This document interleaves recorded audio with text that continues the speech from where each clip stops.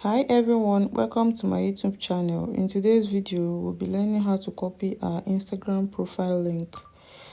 So you're just going to open your Instagram app.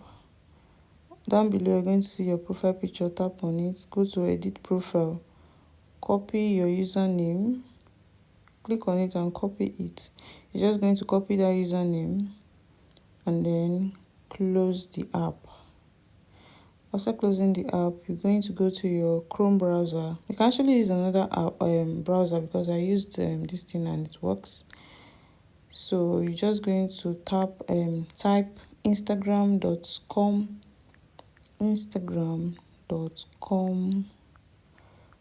slash the username that you copied. You're just going to paste the username after the slash. Trying to paste it and you click on go. If you click on go, this is what you're going to see.